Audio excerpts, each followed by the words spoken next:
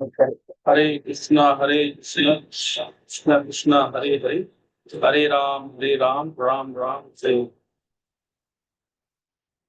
Start. Hare Krishna. Just give me one moment. I'm just setting my system here.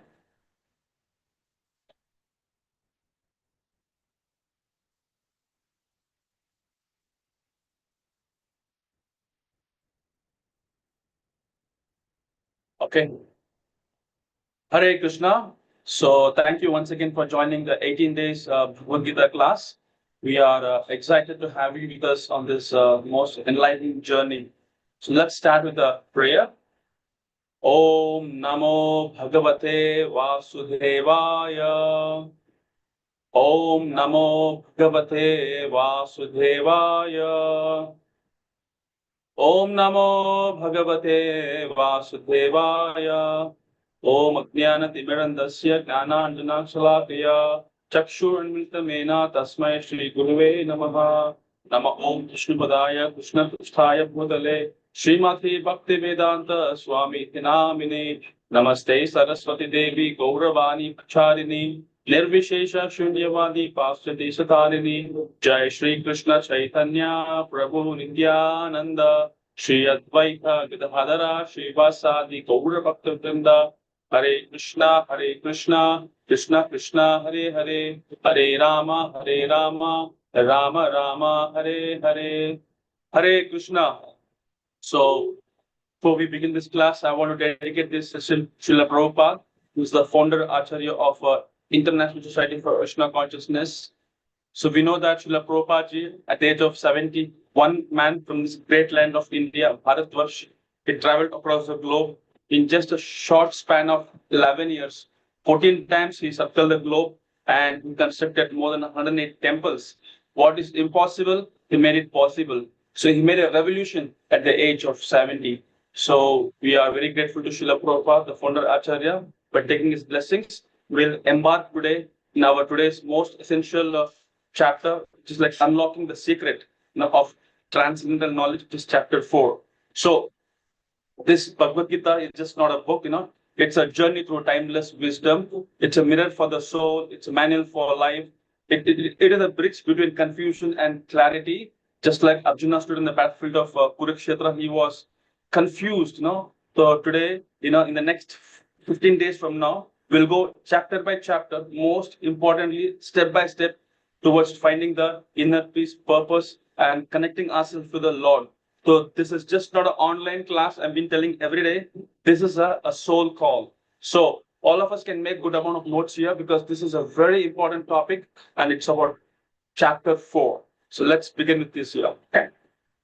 Okay. So today we're discussing chapter 4 of Bhagavad Gita. So in the previous chapter 1, we discussed about how Arjuna was confused. And the chapter 2, we spoke about Krishna started giving, the Atma Jnana, knowledge about soul. I'm not this body, I'm soul. And then we could see in chapter 3, we discuss about how the soul is suffering from different people following their own interests, not according to the guidance of the Lord. But today, something very special, it's about chapter 4 and it has 42 verses. All right. And we could see that this is about the eternal knowledge, knowledge that never becomes updated, never becomes outdated, So that means this was there from a time memorial. All right. So Krishna is explaining that he first gave this knowledge to long ago, even before, we told Arjuna 5,000 years ago. So this is like a user manual, given by God for us. So please pay attention so that we can dive into this topic and try to cover as much as points possible in the next 1 hour. Okay, Hare Krishna. So before we proceed, I have a quick question for you. What should be done?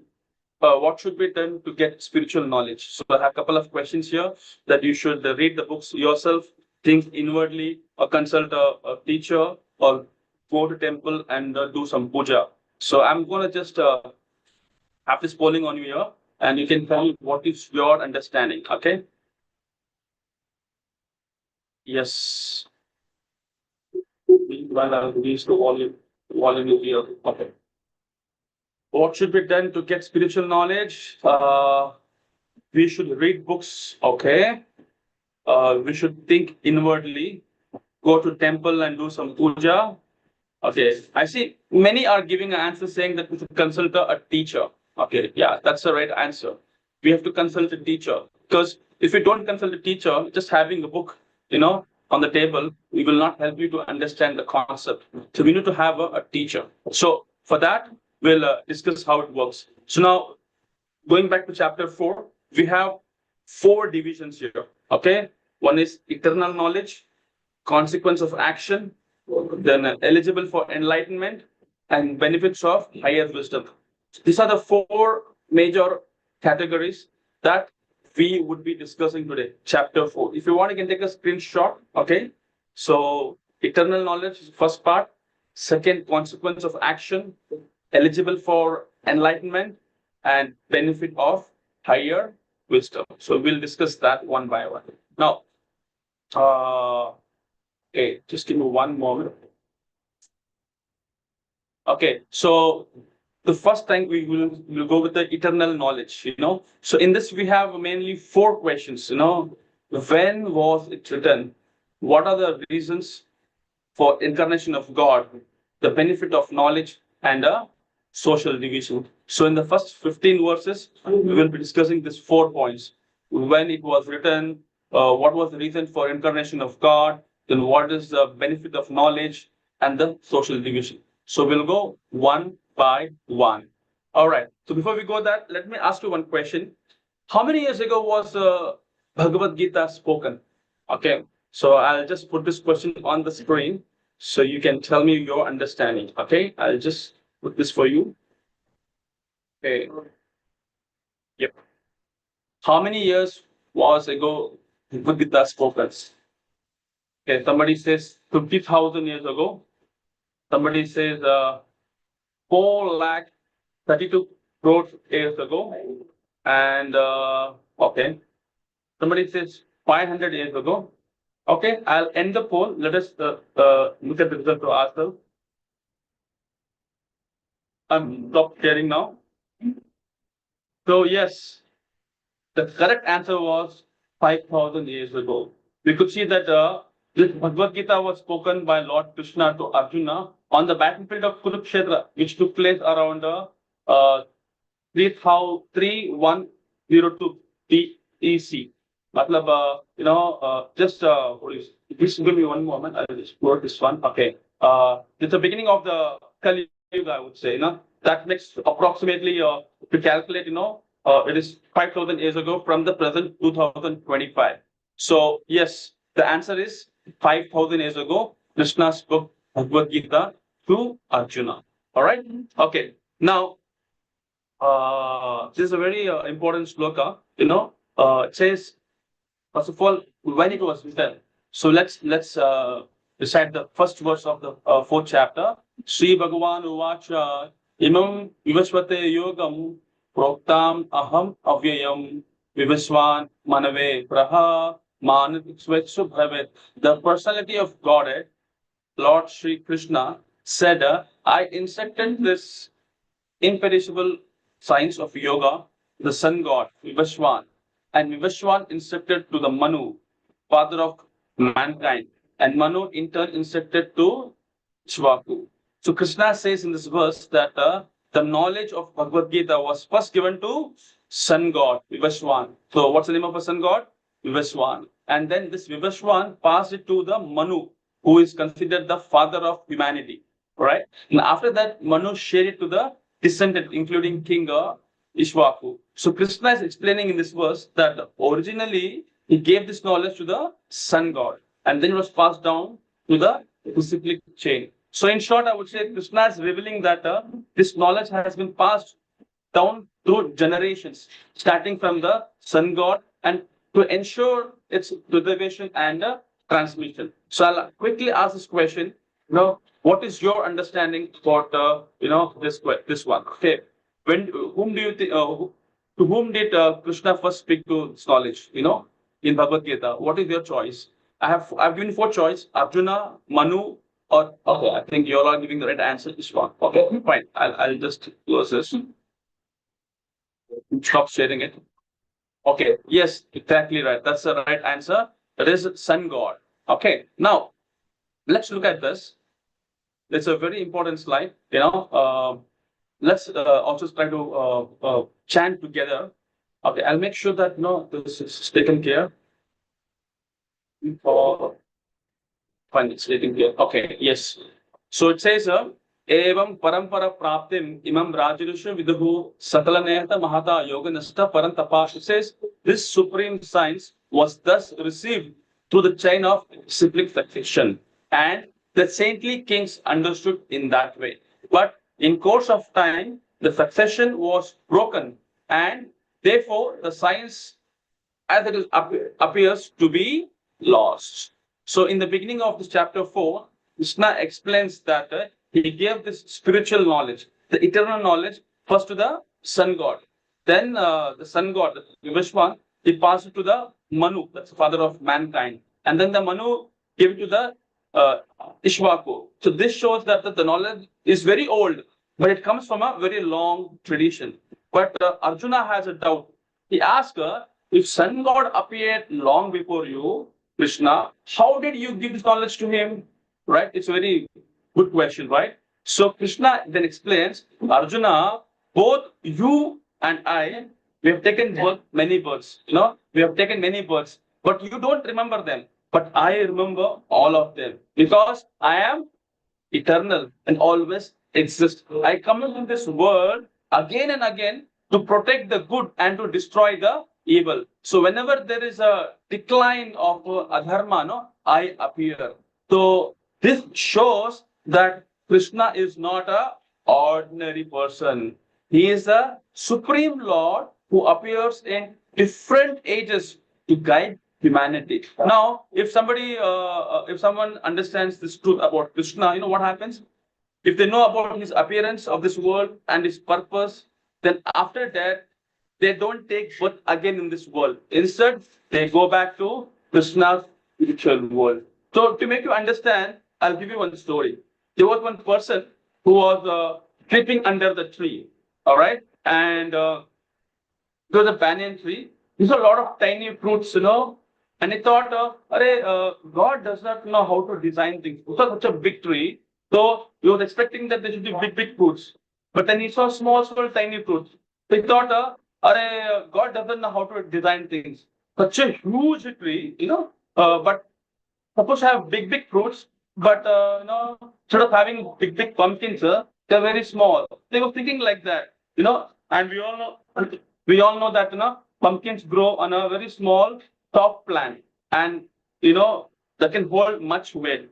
But this makes sense. So he was asking this question to the God. See, I'm sleeping under the tree, such a big banyan tree, and the fruits are very, very small. It's supposed to be a big tree, means big fruit, like a pumpkin tree. And I told you how pumpkin also grows. So when he was taking a nap, suddenly there was a wind blowed. And what happened because of that? From the banyan tree, some of the fruits fell on his head. Then he woke up and he was shocked. And just by the person who was sleeping next to him, he said, just imagine if the tree is big, instead of small fruits, we're expecting big fruits like a pumpkin. Just imagine if there was a pumpkin, then what happened? It would have fallen on your head and your head was broken. So that is why now, do you see? God knows exactly.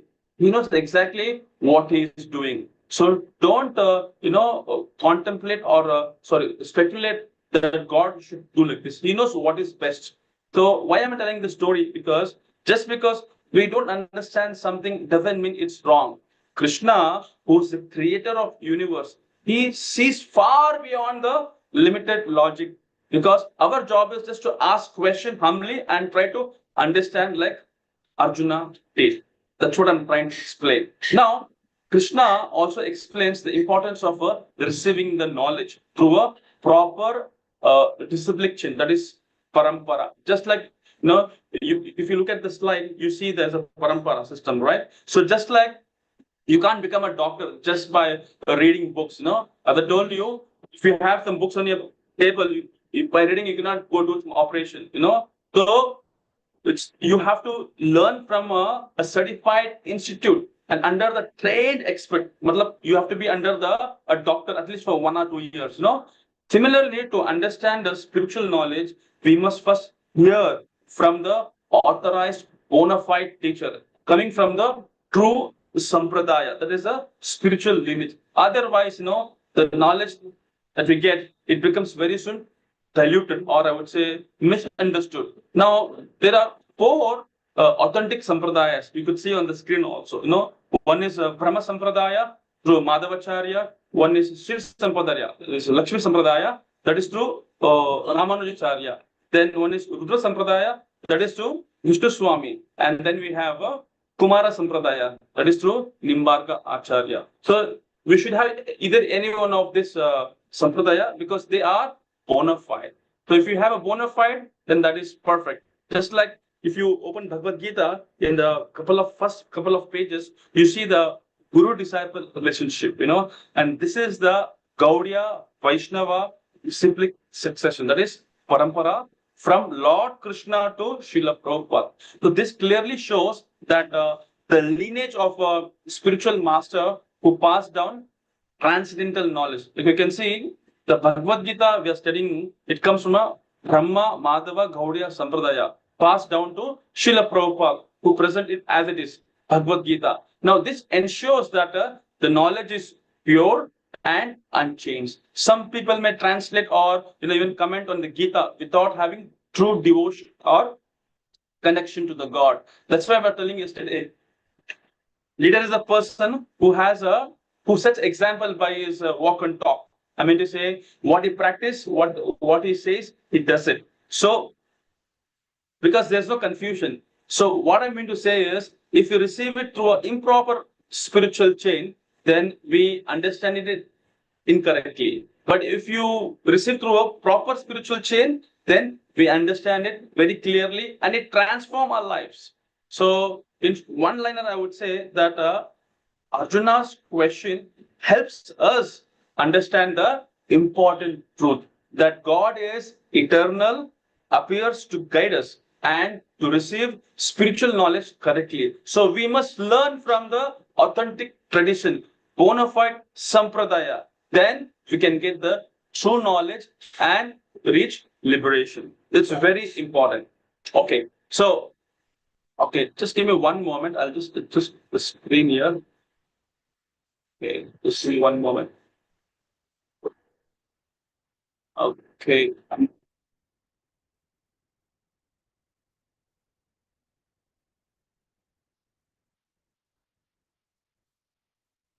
Okay, so it says the reasons for incarnation of God. Okay, now we all know that why does Lord take an avatar, incarnation? But before that, let me recite the sloka of the translation. Paritranaya sadhuna vinascha duskrutam dharma samstapnataya sambhavami yuge yuge. So to deliver the pious and to annihilate the miscreants, as well as to re-establish the principle of religion, I myself appear millennium after millennium. So we have all heard this sloka many times, right? So why does the Lord takes an avatar, an incarnation? So if you, in Bhagavad Gita, in this verse 4.8, Lord Krishna explains that to protect the devotees, to destroy the evil ones, and to re-establish the dharma.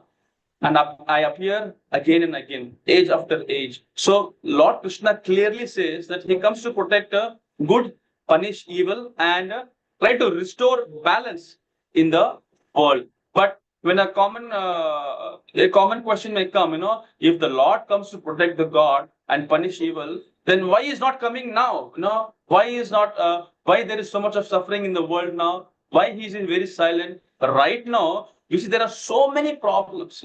Theft, murder, happening on every street. Even saints and sadhus have been attacked. Recently, we saw that people in Kashmir, who went to there, they've been attacked by terrorists. So innocent people, and even children are suffering. So in place like Bangladesh, other parts of the world, violence is everywhere. So naturally we have this question, right? So people naturally ask this question. So why isn't God doing anything? Why is he not coming now? This is a very sensitive question. and it's natural for people to ask, when such injustice happens, not only to you, to everybody, because it causes pain. But there is an important point. The answer for this deep question comes later, especially when we go to chapter 16 of Bhagavad Gita. Why? Because in that chapter 16 explains the differences between the divine and demonic nature. The divine and demonic. Until we understand all those qualities, it will be very difficult for us to digest. So that's why what I request you is, you please be patiently listen to all the chapters. As we go deeper by deeper into the Gita, we'll understand. We'll understand who are real sadhus, who what is the real what are the real adharmas. Why so many? Why sometimes Lord doesn't come in a dramatic form like Rama, Krishna. Why is not coming in front of us like Lord Rama? But what I meant to say again, sometimes he comes like like through devotees, he comes and he helps. Why it's happening like this? Why is not coming directly in front of our eyes and helping us? See, if you just jump into a conclusion, then we may misunderstand. So let's keep studying with faith and patience. So patience is a key for success. So today is the fourth day. We're just heading fourth chapter. So we have another, we have how many days? 14, 14 chapters to go. So just be patient, just keep attending the classes. When we come to 16th chapter, all your questions will be answered. That is for sure. It becomes very clear. This is what I request everyone to please be patient. Now, I have a question for all of you. Okay, let me do a polling for you. Let me see what is your understanding. Why does Lord take an avatar according to Bhagavad Gita? You can tell me what do you understand. Okay, why does Lord take an avatar? According to Bhagavad Gita, what is your opinion? Okay, I want you to give me very simple, honest. You don't have to say what I said. What is your general understanding? Okay, so I say many of us are giving the same answer. What is that? To protect the good and destroy the evil. Yes. Yeah, exactly right. That's the right answer. I'll share the result. Yeah. One. Okay, I'll now stop the sharing. Okay. Okay. Great. Yes. Now, look at this. What are the benefits of knowledge? This chapter 4.9, these are a very memorizing slokas. We can also try to memorize them. Janma karma chame divyam evam yuktutaha vaitva deham punarjanma naitimamiti. So Arjuna, one who knows the transcendental nature of my appearance and activities does not, upon leaving this body, take his birth again in this material world, but attains my eternal abode. O Arjuna. So we are getting a guarantee card here. What is that? We don't get rebirth again. Just like we see in the story of Janak Maharaj. Janak Maharaj was a very great ruler who was deeply wise and spiritually enlightened. Although he lived in this material world, he understood that the soul is not limited to the body or worldly issues. He was very clear that I'm not this body, I'm soul. And because of this knowledge, of his true self and divine nature, when he physically, left this body, did not return to the again cycle of birth and death like ordinary people like you and me. But instead, he attained liberation and remained in the Lord's spiritual world. That is the difference. So that's why it's very important. We're discussing very important, vital things. That we're not this body, we are soul. So even if you don't able to accept this, at least theoretically, at least for next few days, we accept that I'm not this body, I'm soul. Because only when you come to soul platform, it is easy for us to understand, it's easy for us to digest. Okay. Now, look at this. Chaturvarna Maya system, Guna Karma Vibhagasha, Tasya Kaptaram Apimam, Vidya Akartam Avyayam. So, according to three modes of material nature and the work associated with them, the four divisions of human society are created by me. And although I am the creator of the system, you should know that I am yet the non-doer, being unchangeable. Very deep messages here in this sloka. Krishna explains that society's division, the four varnas, are naturally from people with the different gunas and karmas, that's qualities and actions. But Krishna himself says, as a supreme being, it's beyond his actions. I am beyond his actions. He is telling that he creates, but he does not act like a ordinary being. So this shows us that the importance of performing our duty according to our nature, without getting caught up in the ego or attachment. Since since the Lord is divine, eternal, untouched witness. Now, to make you understand, I know it's like kind of a theory part. I'll give you an example. Okay, so let's say there is an architect. Okay, and what does the architect do? He comes up with big buildings. He has a blueprint. So what does he do? He calls the workers. So like carpenters, masons, electricians, they all come. They perform their specific job according to their skills, right? But architect, he doesn't take the hammer. He doesn't do the carpenting work. He just creates a blueprint. He gives the whole anatomy structure, how to do it, and then the workers start doing it. Similarly, Krishna is a supreme creator who designs the social system based on people's qualities and actions, people's guna and karma. But he remains unaffected by that work itself. Just like a worker should focus only on their roles without attachment. So we should also perform our duties, sincerely, understanding that Krishna is the ultimate cause, which is beyond all actions. Now, let me ask you this question. What is your understanding? So according to Krishna, why should we perform our duties without attachment? Okay, so you just give me your answer. What do you understood? Then I will discuss this further. Okay. So the question is on the screen.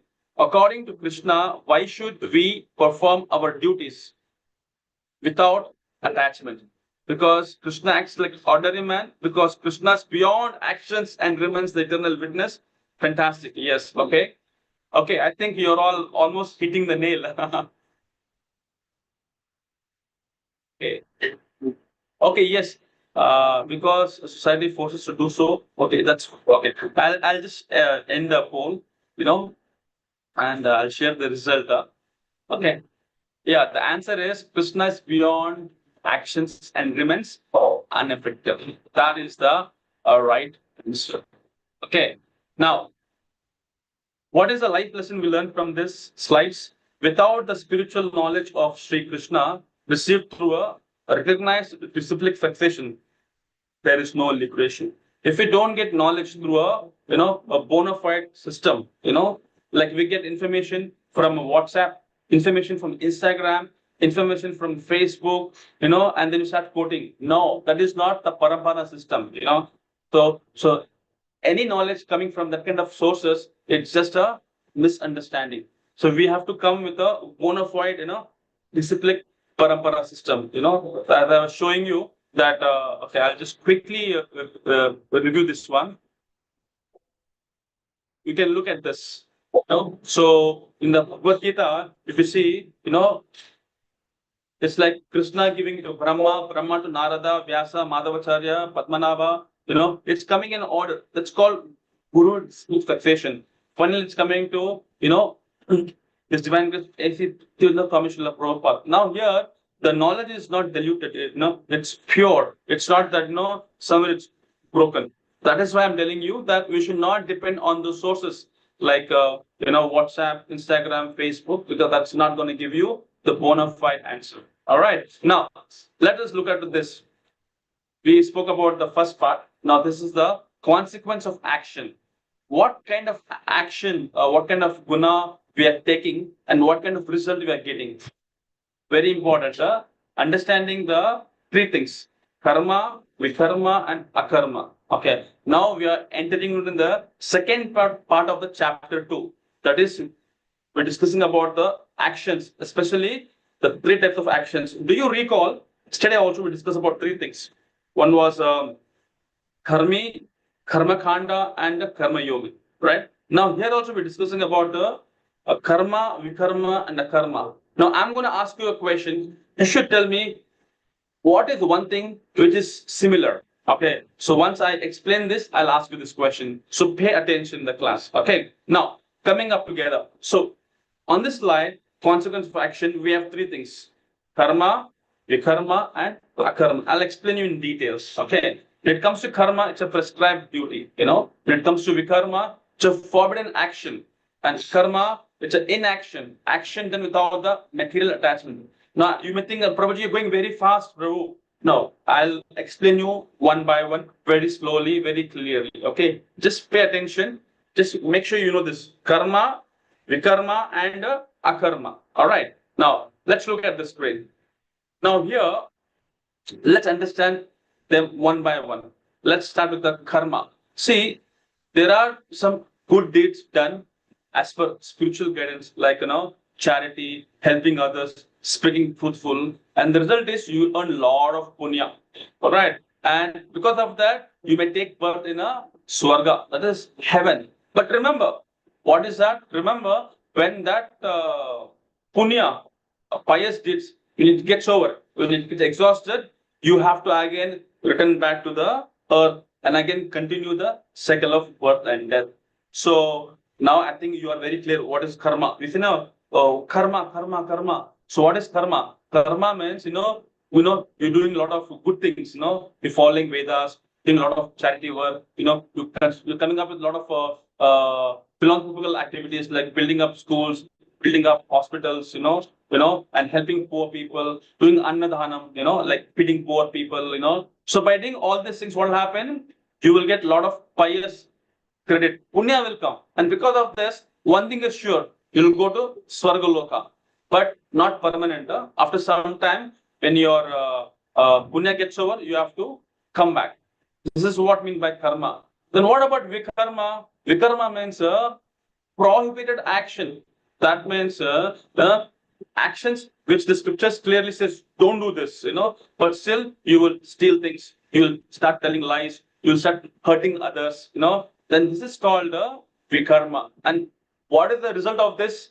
You get lot of, not punya, papa, matlab sin. You get lot of sin. And because of this, you will go to hell, narak, So after, and one more thing, even after going to narak, hell, after lots of punishment, again you may come back to the earth.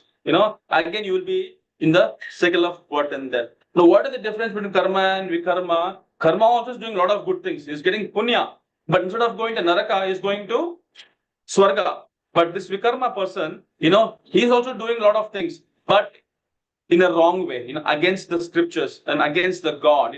He's stealing, he's telling lies, he's killing.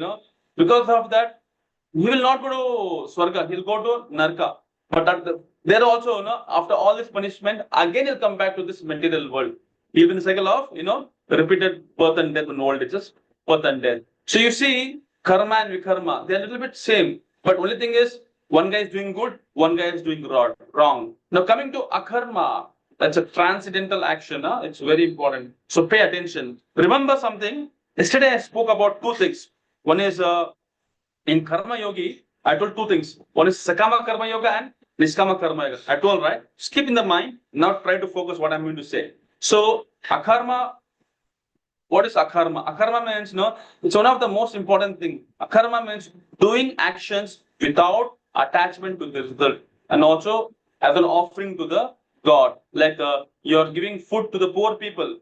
I said it's a karma. But here what you're doing, before giving food to the poor people, you offer that food to Krishna, and then it becomes prasad. Then you distribute. That becomes a akarma. It becomes a devotional act. And because of that, there is no rebirth. You will not take birth either in Swarga or Narka. You'll go to the spiritual world. Because by doing this, shortcut that you'll go to spiritual world, and you will never come back. So things are very clear, right? So karma, you're doing good things. Because of that, you're getting a lot of punya. In akarma, you're not doing good things. You're getting a lot of papa. In vikarma, in akarma, what are you doing? Whatever you're doing, the good things, you're first offering to the God, and then you're giving to the people.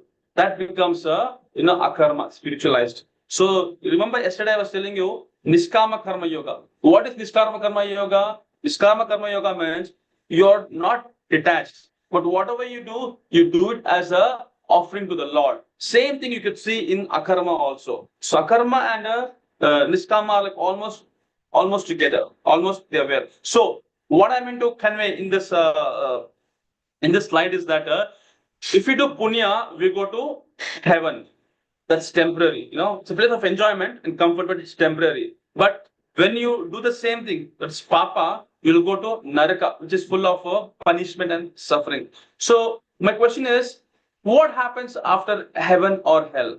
You have to again come back, because after enjoying the result of punya in swarga, once it's exhausted, you have to come back. Same thing, papa also. You have done a lot of papa, suffer. You have done a lot of bad things. You'll get punishment. Once the punishment is finished, again you'll come back. You will take birth in the material world. That means both papa and punya, pious and your bad activities, it brings us back in the material world and another birth. But what is the real solution? The real solution is to go beyond both punya and papa. That is by doing akarma. That means working only for Krishna with the devotion and no selfish desire. Such devotion act free us from karma. No rebirth, no heaven, no hell. You will directly go to the spiritual world, Goloka Vrindavan. That is very, very important. Now, why you may think, why is this akarma so superior? Actually, even good karma, that's punya, actually it brings back to this world again, after enjoyment. And same thing even with sinful karma, that's vikarma also. You might do a lot of bad things, you'll get punishment, but still again you have to come back to the material world. But it's only akarma where you can break the cycle of repeated birth and death. If you think, this is enough, I don't want to come back again and suffer like this, then you should do akarma, not vikarma, not karma. But many people do karma. They think, okay, it's a kind of social service, helping people. It is good, but what is the use? Again, you have to come back, But if you keep Krishna in the center, it's like, Krishna Surya Saman, Maya Andhakar. Wherever there is sunlight, there is no darkness. So the important example that I'm trying to tell you here is that somebody may doing annadanam, that's still a punya karma, but it's good, but it's a temporary, Same thing, the annadanam, whatever food you are giving to the public, but before you're giving it, you're first offering to the Lord Krishna, and then you're distributing. Then it becomes akarma, because it's done with a devotion, and that leads you liberation. So as we go in the next chapters, next section, we will also discuss how to do akarma in a very daily life, and how to get the knowledge, and from whom you should get. That we'll discuss. But now I have a question for all of you. Okay. So the question is, what type of actions leads to liberation and no rebirth? Okay. So let's check it out. Yes, the question is clear on the board. It says, what type of action leads to liberation and no rebirth? Wow, I see the first answer. It says akarma. Okay. Okay. Okay. Okay, I'll share I'll end the poll. Yeah, the answer is akarma. Yeah. Stop sharing now. Okay. All right. I think we are on the same path now. So, what is the life lesson we'll learn? Let us all perform our daily actions as akarma, so that we don't have to again come back in this material world and suffer. All right. Now, coming to this, eligible for enlightenment. Chapter 4. So, chapter 4, verse 34. It says, Tad vidhi panipatena pariprasthana sevaya upadekshenti jnanam jnaninas tattva darshina. Just try to learn the truth by approaching a spiritual master. Inquire from him submissively and render service unto him. The self-realized souls can impart knowledge unto you because they have seen the truth. So now my question is, how to get spiritual knowledge? There are steps to receive real knowledge. How to do that? First, you have to have a teacher, right? We go to school, and if you don't have a teacher, do you think we can score well? We can have a good marks in exam? No, we should have a teacher, because the teacher has an experience. He's a representative. So it's very important that we should have a guru, a teacher. we cannot understand spiritual truth just by reading or guessing. We need to approach a qualified guru. That is very, very important. And you can also see that. Okay, I'll give you one story. Maybe that will help you out. Let's say I eat a lot of chocolates. Okay, and my mom, she's telling you, better you should stop eating chocolates. Because you'll get toothache. But I don't listen. So what she does, she goes to a teacher. And maybe a teacher, and he says, no, teacher, see, my son is not eating, is not stop eating chocolates. I told him, don't eat, but still eating. So please, you tell teacher that ask him to stop eating chocolates. So the teacher looked at me. He says, beta, you come next week. Come next week. And then my mom was surprised. Why he's telling next week? So after next week, again, my mom and I myself come to meet the teacher. So now the teacher says, beta, now you should stop eating chocolates. It's not good for you. Okay, stop it. Then I immediately stop eating chocolates. Immediately, for period. Now you may ask, Prabhuji, why not you did before? When you came 1 week before. Now you stopped. Then the teacher is answering your question. The teacher says, see, mother, when you last time you bought your son, you told him that, stop eating chocolate. But I couldn't say that. Why? Because I myself was eating chocolates. So if I'm eating chocolates, if I say you don't eat chocolate, does it make any sense? So I have to first set example. If I don't eat chocolate, when I say you don't eat, then it will work. So nowadays, we can say many people, they come like a sadhus or, but when they don't have a sadhana, they don't have a purity, then whatever they say, nothing is going to affect. That's why we have to always find a genuine, a qualified guru. And that is very, very important. That's why, what are the qualities to have a real guru? First thing is that it could come from a cyclic parampara system, as I shared in the previous slide. And then you should be self-realized. I mean to say, you should be very calm, peaceful, detached, and should have a deep understanding on scriptures. Very important. And then you should also, you should not, when you want to say something, you should not say according to his mind what he's saying. Should speak from the scriptures. And what is parampara?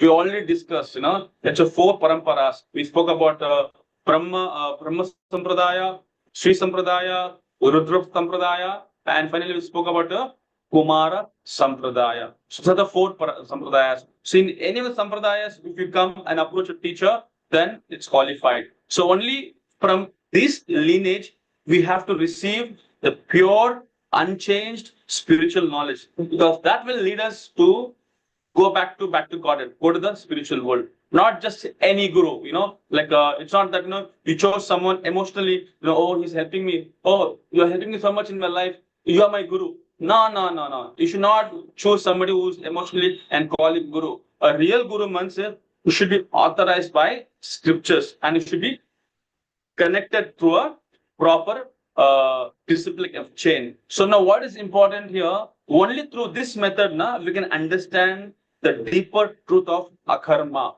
Because we may think I'm doing akarma, but end of the day, he's still not doing akarma. He's still doing karma only. Why? Because if you don't understand the deeper truth of finding the true teacher, then you may feel like I'm doing good, but it's not good. That's why the real freedom, if you want to come out from this material bondage, it is very important that you will learn this through a proper discipline, proper system.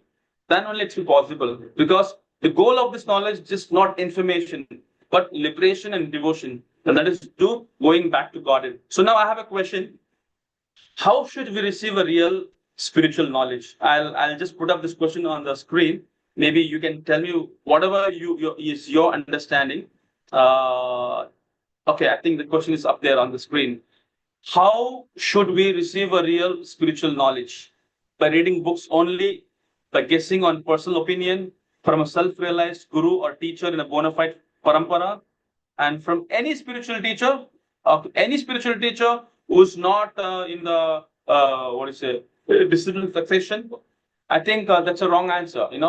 You cannot just ask anybody to become a spiritual teacher, because if he's not following the proper norms, he is not under the 4 sampradayas, As I told you, 4 Sampradayas, Sri Sampradaya, remember? I told you, I told you about 4 Sampradayas. So if that is not happening, then difficult. Brahma Sampradaya, Sri Sampradaya, Urudra Sampradaya, and Kumara Sampradaya. If they're not coming in this, then it's very difficult. I'll just end this poll, I'll share the result.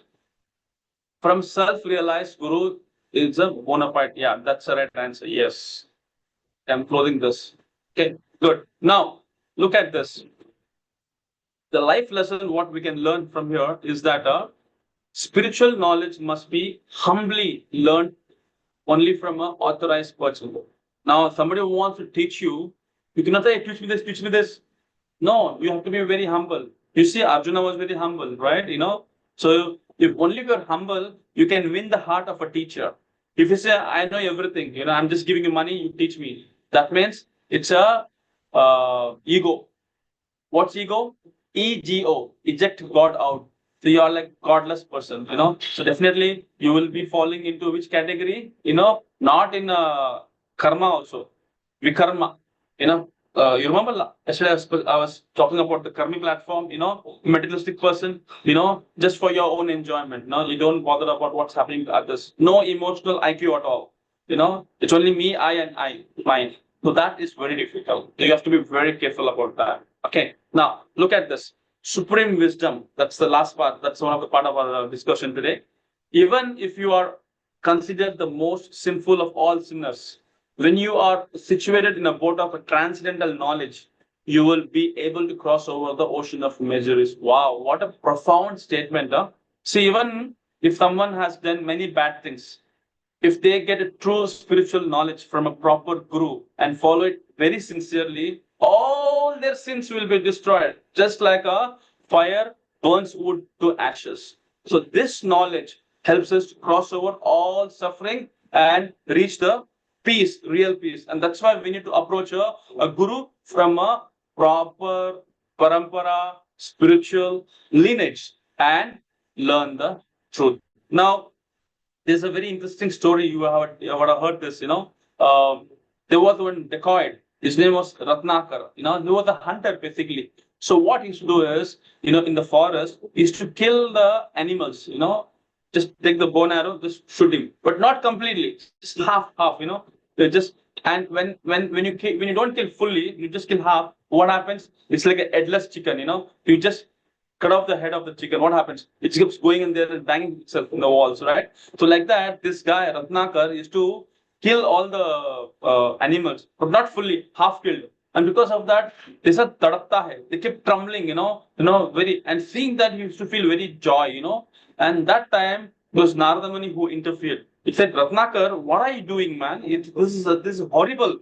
This is such a horrible that you will have a severe punishment in Narak, and the punishment will be so severe that there will be a big kind of a bowl, and you will put into that and will be like boiling like pakoras, samosas, how they boil in the oil, no?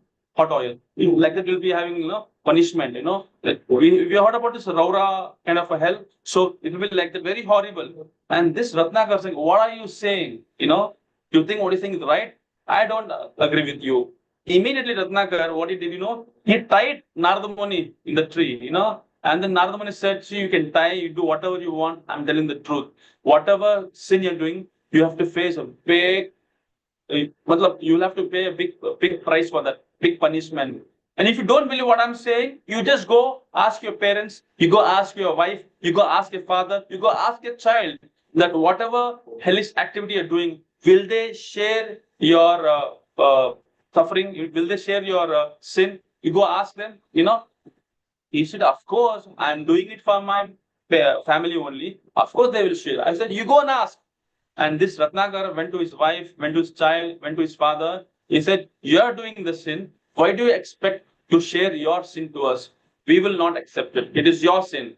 And then Ratnakar understood, oh my God, I'm in a big soup now. So again, he comes back to meet this Narada Muni. He unropes him, and he gives prostrate dandavat to him, saying, I am sorry, forgive me. So please tell me, how do I come out of this sinful activity? Then Narada Muni said, see, you've done so much of sin, So what you do is, you take up devotional service. You chant the name of Lord Ram. Say Ram, he said. And the Ratnakar, he was trying to say, it's not happening. The Ram is not coming. He just said, it's not coming. It's not coming because he's so sinful. The name is not coming. So like that, if we are sinful, we only do bad things. The good things, we will never do it. Why? Because we are so sinful, So this Ratnakar was so sinful that the name is not coming from his mouth. It's not coming at all. And Narada Muni, the preacher, is a great devotee of Lord Krishna. So what he does, he says, "See Ratnakar, anyways, you cannot chant the name of Rama. Do one thing. You at least say, ye mar gaya. Mar dena apne. Mar dena means you dead na. Mar de. You just say, mara, mar gaya. Mara, you say. Then I can say that. He said, mara, ram, ram, ram. He said, mara, mar gaya na. Mara,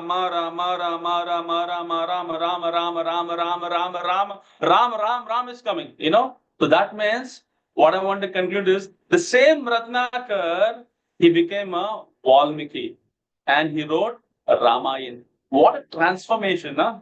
What a transformation.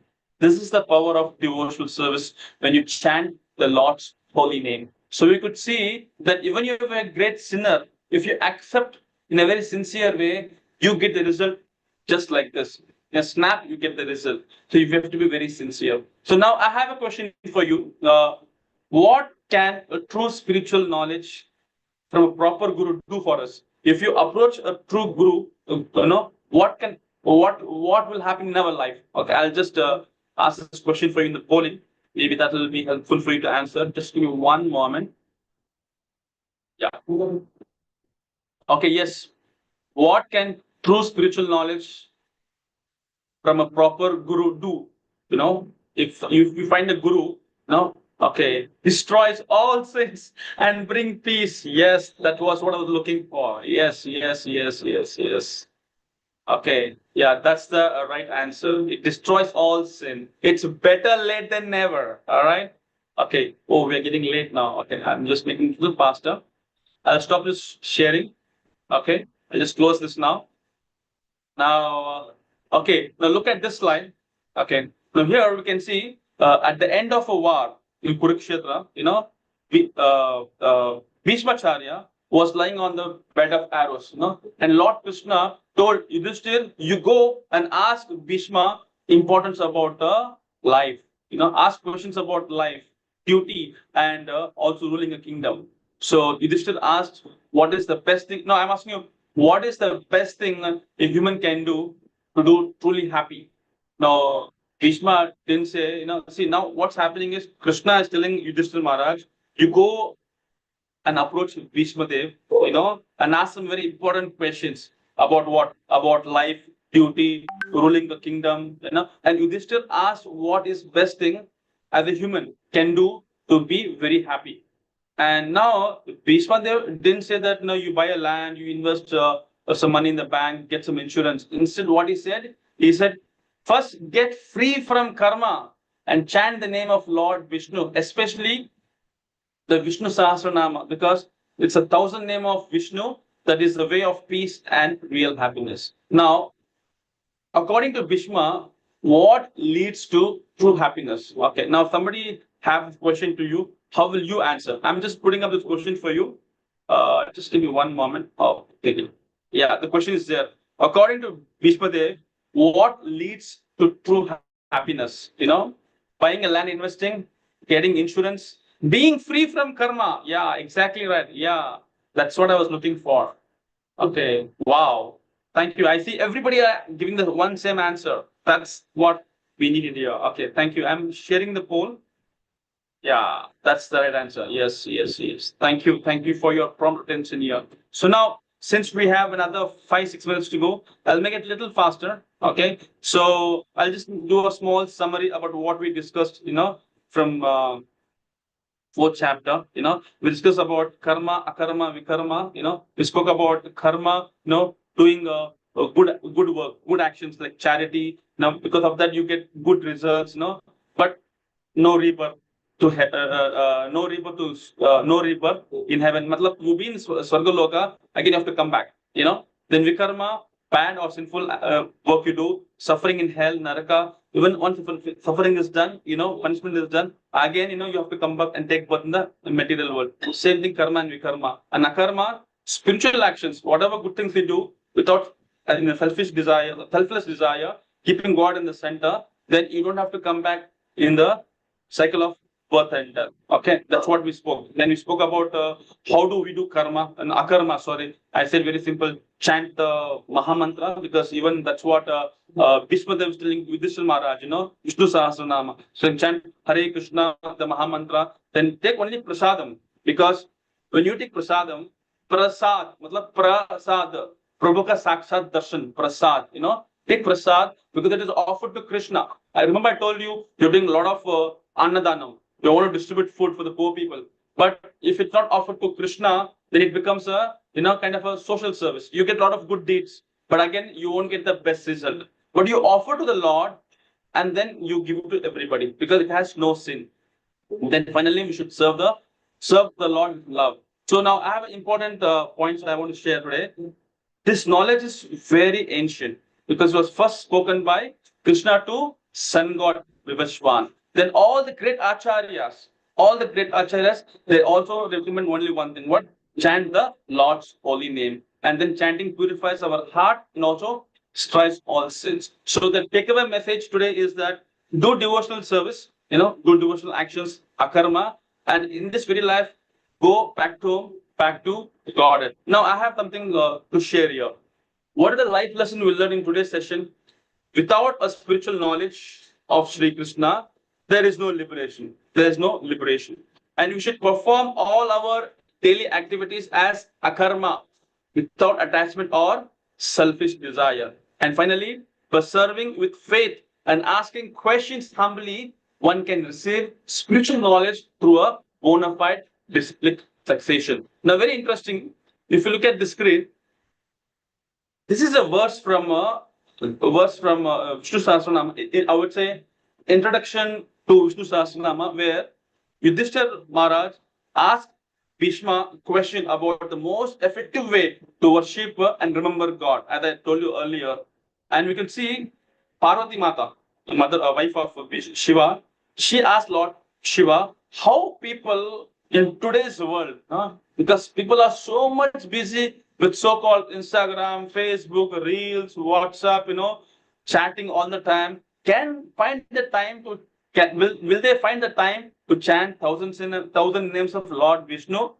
She was very worried, especially for the younger generations like you and me, right? So Lord Shiva gave a smile. He said, see, if you chant the name of Lord Rama once, okay, there's a sloka for that. You can see in the board itself. It says, Shri Rama Rama Rameti Rame Rame Manorame Sahasranama Tatulyam Rama Nama Varanane. What does it mean? It means that if you chant the name of Lord Rama once, it is equal to chanting 1,000 names of Lord Vishnu. Haribo. And then he also further says that the three Rama is equal to chanting one name of Krishna. So if you chant one name of Rama, it is 1,000 times of chanting Vishnu's name. But if you chant 3 times Rama, Rama, Rama, that means it's equal to chanting one name of Krishna. Shri Rama Rama Rameti Rame Rame Manorame Sahasranam Tatulyam Ramanama Varanane. That's what I was trying to tell you. And finally, we're heading towards the last slide.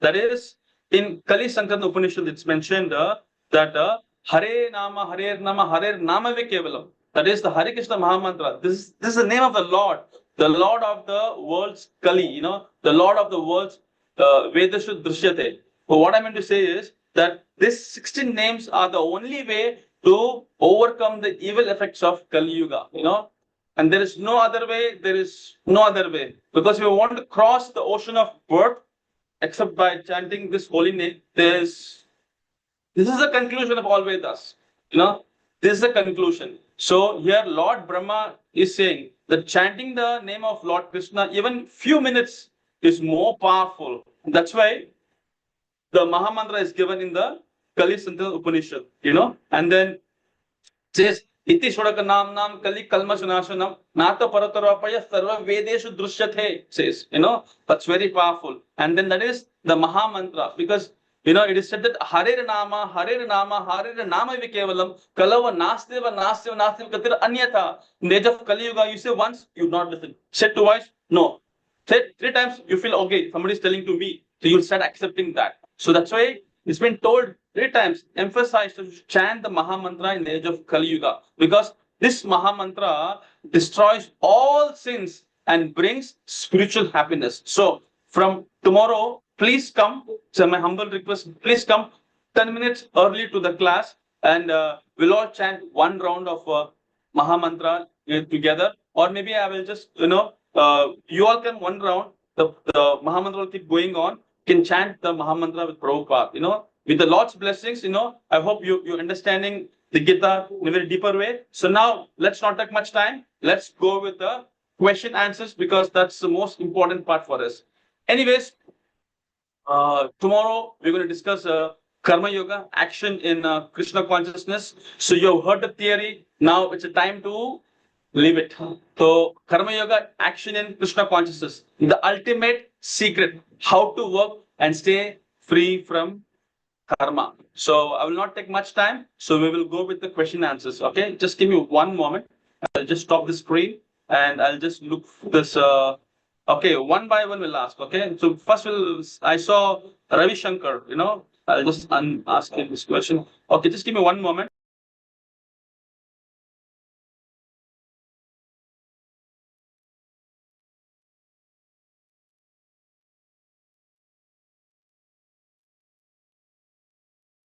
Hare Krishna. Yeah. So yes, go ahead. Hare Krishna. Hare Krishna. This chanting of Maha Mantras gives so much of power, and it looks as if we are reaching the God. That type of Yeah. power you have expressed. We are Yes. very thankful to you. First of all, the last 3-4 days, all the chapters in a very capsule form, you have delivered in a very, very powerful manner, actually. I am very grateful to you. And especially in today, when we chant this Vishnu Sahasranamam, of course, we are chanting, and many times I chant. It is just like not expecting the benefits. Only today I am knowing that if you chant, you get so much of benefits. So I don't know how much of benefits I have accumulated. Your explanation is so good, actually. And from now onwards, I feel I chant it every day, in the evening, every day. I will take it out, actually. Thank That you much so of much. you have given that much of drive, actually. It is a very simple thing. It doesn't take much of a time because I have memorized it. I can play to a tune and repeat it. Takes hardly 15-20 minutes. I will do that. I am very much humbled. There is nothing else for today. Thank you. Thank you so much. That's a great sign of your, rapt attention. Hare Krishna. So I have Advait here. I'm just unmuting him. Okay. Hare Krishna Prabhuji. Haribol. Yesterday I asked a question to you, like the body, does the body consist in? Does the And body? contains in. Okay. And you said you'll answer it today. Oh, absolutely. Why not? So yeah, exactly right. So yesterday morning or evening? Morning 11 a.m. Okay. Yeah, that's right.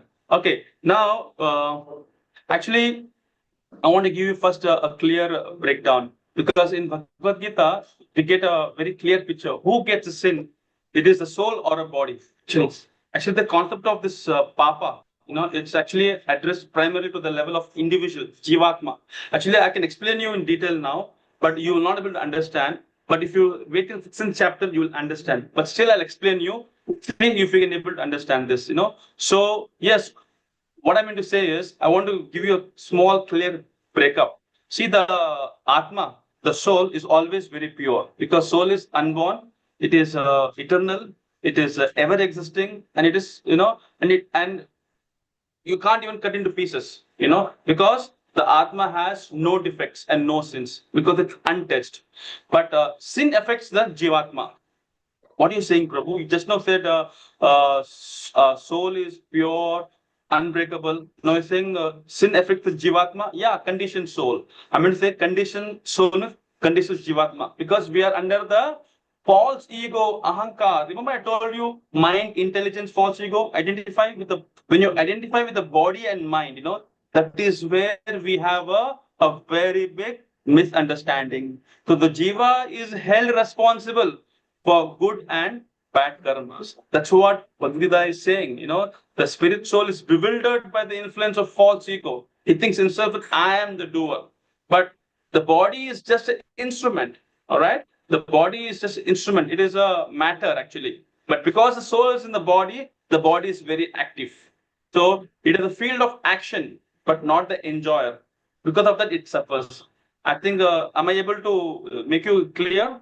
Yes, yes, yes. Okay, so sin affects the jiva, okay, not the pure soul, because the soul is in the body. However, when the jiva suffers the consequence, as long as it identifies that I am this body.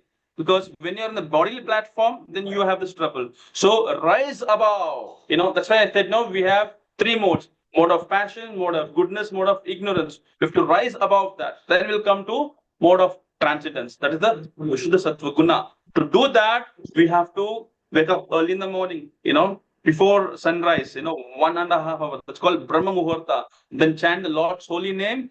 Then you will find the magic of miracles and you'll be able to understand. Because sometimes it's too much for us to digest. But once you start practicing, then you'll be able to understand. So my only request for you is stay connected for the next 15 days. So when we come to 16th chapter, all your questions you'll be able to understand, experience, and realize. Okay. Thank you so much. So we have okay. We have Rashmi Shinoy. Okay, I'll just unmute them. Okay. By the way, today is also Krishna Ekadashi, Prabhuji. Apara Ekadashi. Okay, that's a good one. Yes, Hare Krishna. Prabhuji, you said that when we do akarma, we are not destined to come back in the life cycle. There we go. Yes, exactly. But Akarma, yeah. yes, when we do akarma, we are not destined to come back in the life cycle. But otherwise, Yes. if we punya, we might go to heaven, and once it's done, like our account is empty, we come back to the life cycle. However, recently we had this Mahakumbh where they said that if you dip in the Triveni Sangam, you will be released of all your moksha, in all your sins, and you'll attain moksha. So, what is difference between this moksha and the liberation that you just explained? Definitely. It's a good question. In fact, Akarma is a person who does activities which is pleasing to the Lord. He is not behind liberation, salvation, nirvana, moksha. Okay, that should be very clear. Because just now one of the students asked me a question, does the soul or body get to sin? Yes. When we identify ourselves with man, buddhi, ahankar, that is where we are in trouble. So when you just uplift from yourself, then you'll be able to understand that, okay, now I'm going to this, what do you say? Right, recently we had that, this one, right? Kund, we go there, Yeah. and we take a dip in the water. That means all our papas will go away. Yeah. It will go away. It will go away. But Yeah. say, I'll give an example. There was one family, and his father said, okay, I'm going to go Kashi now. I said, Papa, why are you going? Because you see, I get a lot of anger, so I want to give up my anger, so that's why I want to go to Kashi, take a dip, and then come back. Then a family member said, okay. Then this person went to Kashi, took a dip, and he came back. And then everybody felt, oh, Papa has back now. So now that means father has no anger. So one child was asking repeatedly, Father, you still have no anger? He said, no, beta, I don't have no anger, everything is nice. The child was telling couple of times instantly every day. One day this person becomes so upset. I told you I have no anger. I've been to Kashi last week. Why are you asking again same thing? And then everybody like looking at it. Papa used to I mean, they say the anger is still not gone. Why? because you are identifying yourself with the mind, body, and intelligence. That is why it is very important. Akarma means it's like a platform, like a Nishkarma Karma Yoga. All right. What they do activities for the pleasure of the Lord. They have no attachment. It's completely detachment. But even in case of karma also, they also have faith in God. They're also doing a lot of good things. But they have some expectations. But in akarma, no expectations. They're just doing it for the Lord's pleasure. If you remember what I said, even when you have a lot of challenges, still they find the right path. Like you see, Bhishma Dev, he was towards the Kauravas team, but still, he had sort of so much of appreciation for Pandavas, would have actually go against Duryodhana and fight against Krishna and Pandavas. No, he never did that, So he knows that Krishna is a supreme Lord, and it is just that I have been given that kind of a role to play. So just do as a duty, but don't be the doer. I am the doer. Then that's why we are in trouble. Okay. Okay. I think we have another question by Priya. I'll just unmute her. Yes. Priya, I'm trying to unmute her. Just.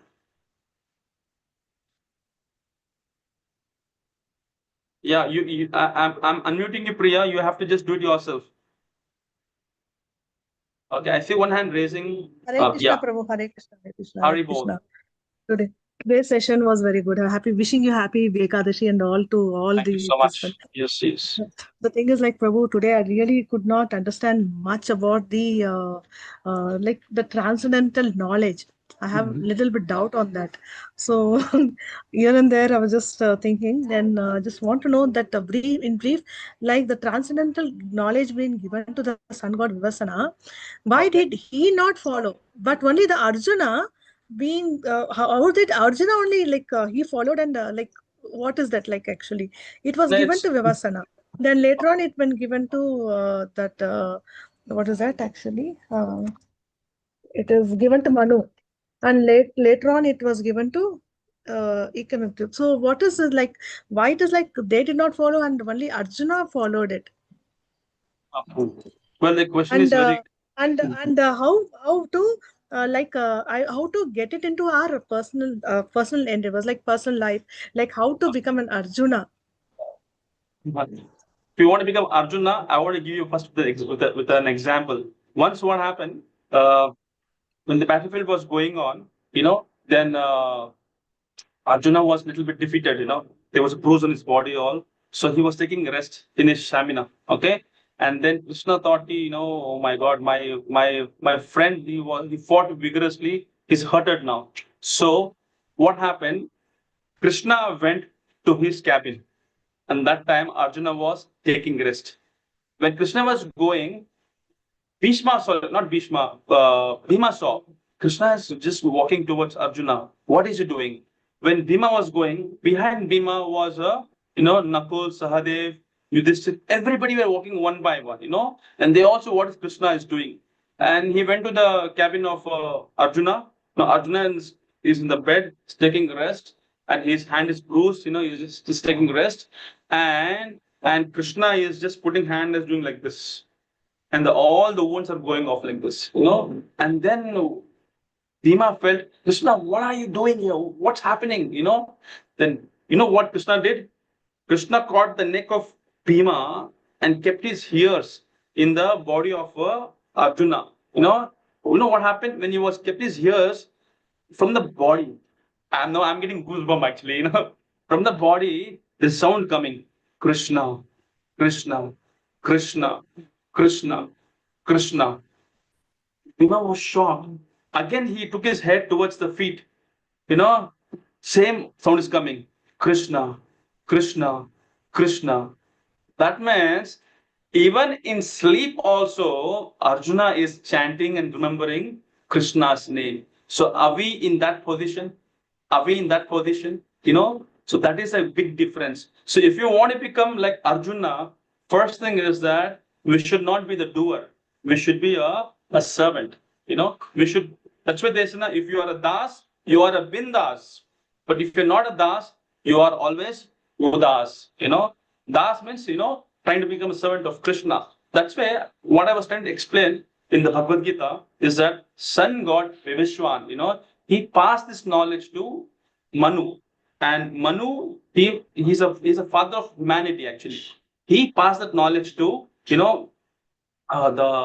his descendant, and that is King Ishwaku. Like this, Lord Krishna is explaining the verses, that how the knowledge is passing over. So, in short, what I mean to say that this knowledge has been passed down through generations, starting from Sun God, because to ensure the preservation and transmission. That's why I think when I was showing the slide, I showed you one slide about the Guru Parampara slide, the Guru disciple slide, how Krishna spoke to Brahma, how Krishna sheds knowledge to Brahma, Brahma to Narada, Narada to Vyasa, then it went to Narottam Das Thakur Chakravarti, Bhakti Thakur Gaur Kishodas Babaji, Bhaktivinoda Maharaj. Then finally it came to Srila Prabhupada. So this is the kind of knowledge getting transferred, that's what. But if you want to say, I want to become like Arjuna, then you have to really become like Arjuna. Then you should know that you have to first become a devotee like Arjuna. Because Arjuna was he was not envious of Krishna.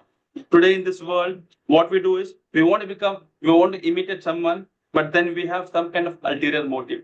That's why Akarma is a person where he doesn't fall into this category. He will never take a rebirth, It's like a Niskama Karma Yoga. Remember I told you yesterday, Niskama Karma Yoga and Sakama Karma Yoga. You can able to recall, Karma Kanda, Karma Yogi, Karmi, So what I would request you have raised a very good question. I only request you that today is Apara Ekadashi, and Ekadashi means what? Madhava Tithi Bhakti Janami. That means it's like a birthday of the Lord, So today we can intensely, like I heard Ravi Shankar Ramachandra Prabhu, he said that I'm going to chant the Mahamantra every day 1 round. So we all can take up a sankalp, that today on Ekadashi day, let's all take a sankalp that at least we'll chant for 1 round or sit in front of the Lord, just meditate on the Lord, chant the name. So once you do your homework, it makes a big difference because you're doing your best. Lord will do the rest. But my only request is that you don't fail the test. And from my side, I wish you all the best. Okay? All right. So we have now, okay, fantastic. You're chanting. Okay. We have Ravi Shankar once again. Okay, I'll just.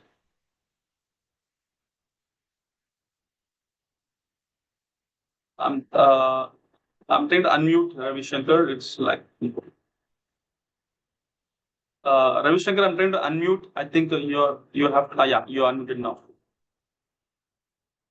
Yes, you can speak now. That is, Hare Krishna. Hare Krishna. And when we are with the God, smile with Him, and all the sins, what we have done are washed away. That is what the statement made actually. So, knowingly or unknowingly, we do a lot of sins, even in a journey of spiritual path and family duty. Yes. Unknowingly, we get certain sins done actually.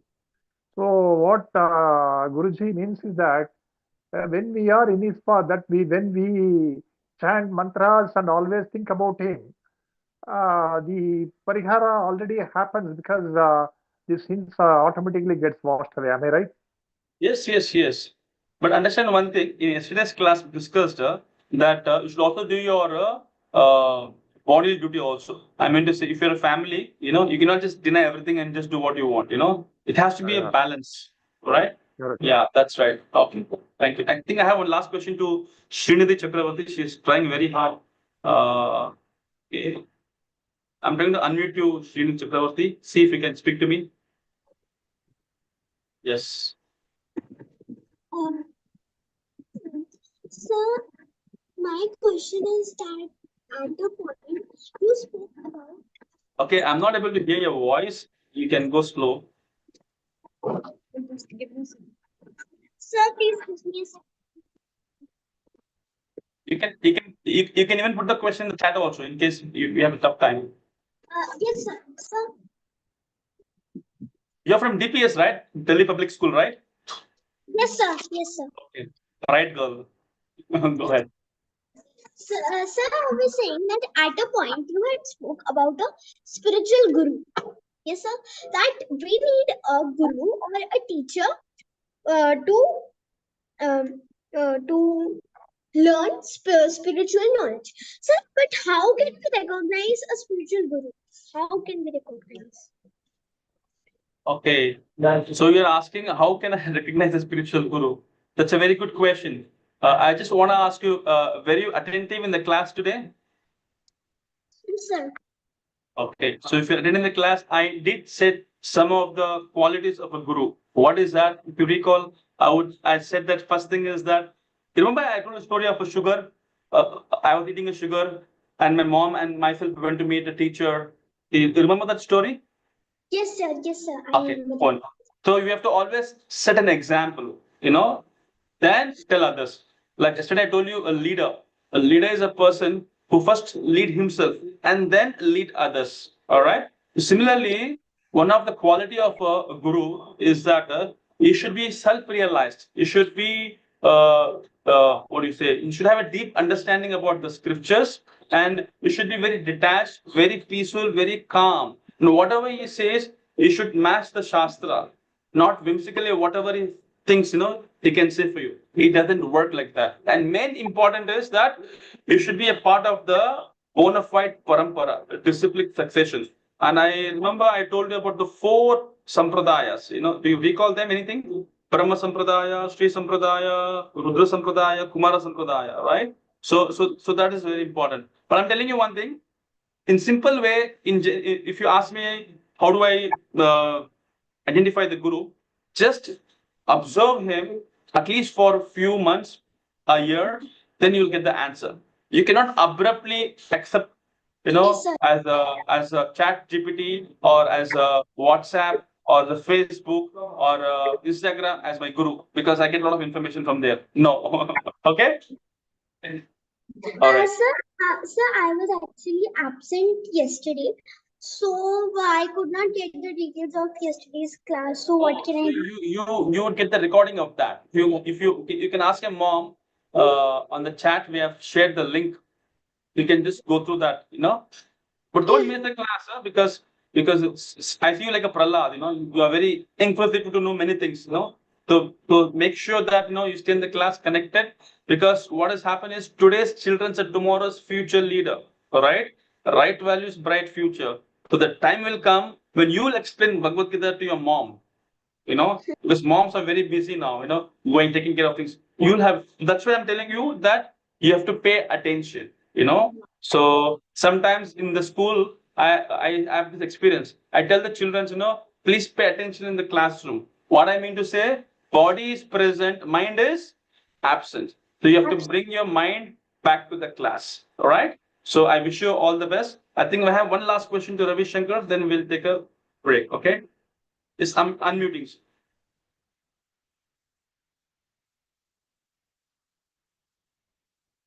Yes, you are unmuted. You can ask me a question now. Yeah, 1 minute. Am I audible? Yeah, you're audible. So, on the basis of the last 3-4 days chapters, what we have discussed, Okay. the thing is that we have to always follow the established gurus. Yes. Even though we follow spirituality or whatever it is, so we should not go through the social media or whatever it is that is happening. We should, because we may get distracted away and there may be a lot of false teachings. So Yes. following a established guru, for example, we are following Kanchi Mat.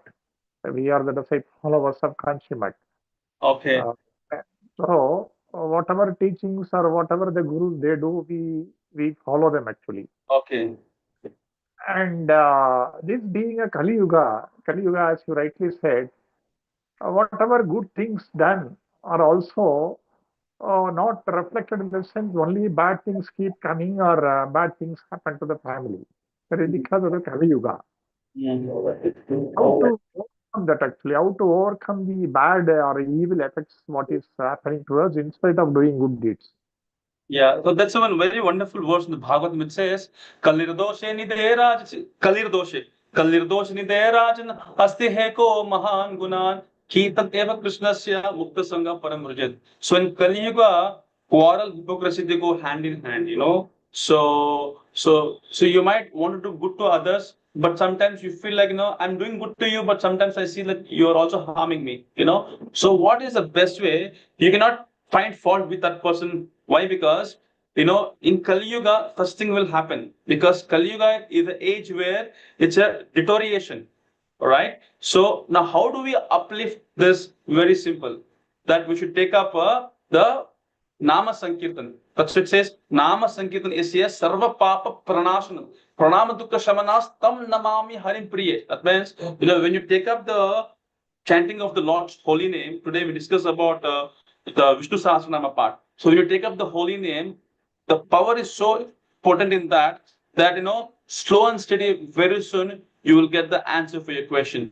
So the only solution I would tell you is that we should take up the chanting of the Lord's holy name. So I request you that spend every day at least for 10 minutes. You're already doing it. You all took the Sankalp also. You start doing it. Gradually, you will get the result. See, in one day we cannot construct a big building.